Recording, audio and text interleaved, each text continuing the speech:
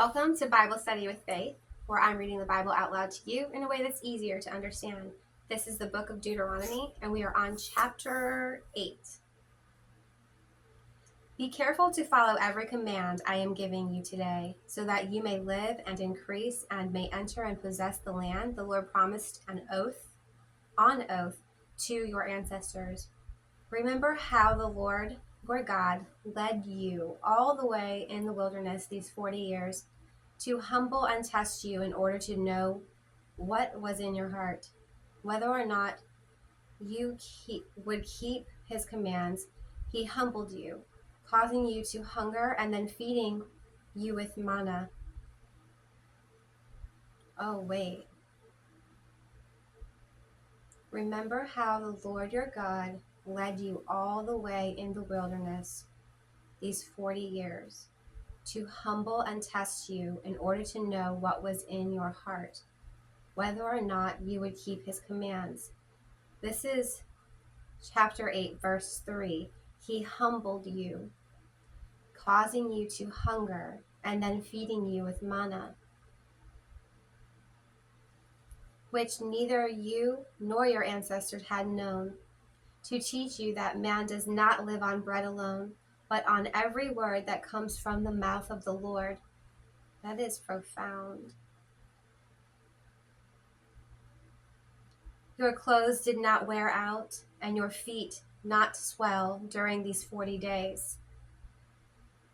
Know then in your heart that as a man disciplines his son, so the Lord your God disciplines you.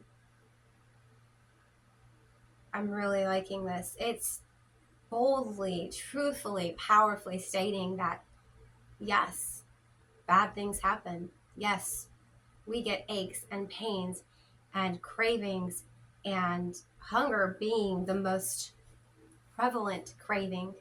We want specific foods, specific drinks, and copious amounts of these things. And truth be told, all God has to do is say, you don't need that food. Your clothes will last forever. You can walk for 40 years and you will never feel swelling or pain in your joints. You will never tire. I know that is pretty amazing. Observe the commands of the Lord your God, walking in obedience to him and revering him. For the Lord your God is bringing you into a good land, a land with brooks, streams, and deep springs, gushing out into the valleys and hills, a land with wheat and barley, vines and fig trees, pomegranates, olive oil and honey, a land where bread will not be scarce, and you will lack nothing, a land where the rocks are iron and you can dig copper out of the hills. When you have eaten and are satisfied, praise the Lord your God, for the good land he has given you. Be careful that you do not forget the Lord your God, failing to observe his commands, his laws, and his decrees that I am giving you this day. Otherwise, when you eat and are satisfied, when you build fine houses and settle down, and when your herds and flocks grow large, and your silver and your gold increase, and all you have is multiplied, then your heart will become proud, and you will forget the Lord your God, who brought you out of Egypt and out of the land of slavery.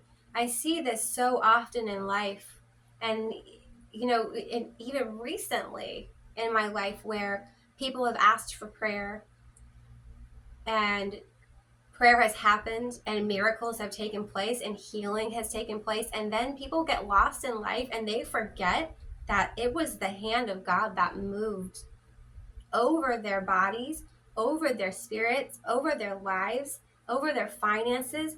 Their health increases, and they just forget.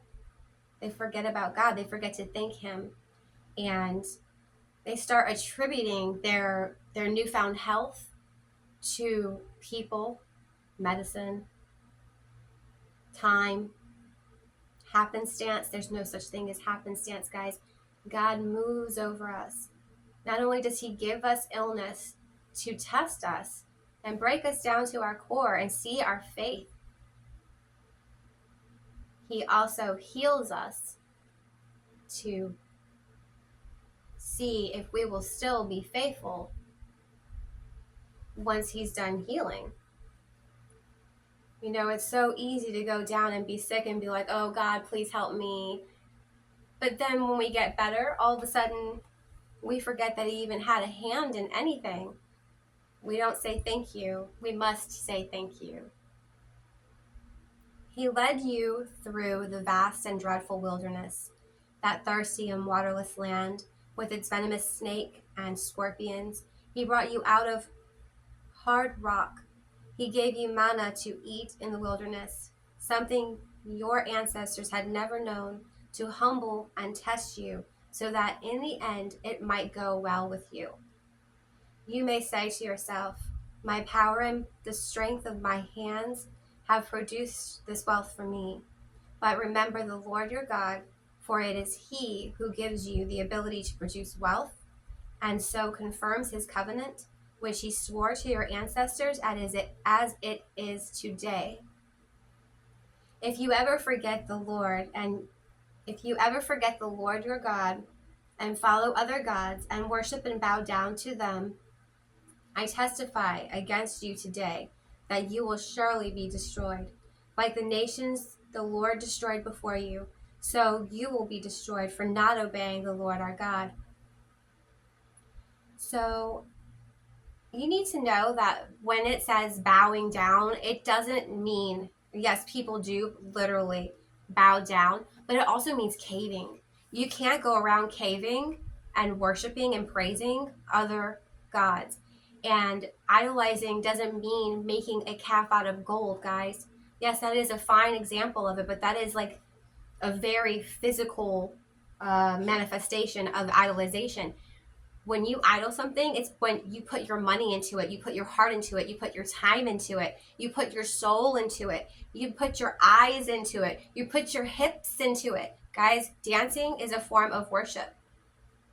Singing is a form of praise and worship. So when we do these things, when we're dancing and singing to lyrics that don't serve God, who do you think you're serving? You're definitely idolizing something. Really think about your actions and what you're doing. Think about what you're filtering through your eyes and your ears. And that's it. That's the end of chapter 8. If you want to catch up, all you got to do is pick up a Bible, any Bible will do, and read chapters 1 through 8 in the book of Deuteronomy. Or you can find me at Jesus is a DJ, all one word, on my YouTube channel, and I'll do the reading for you.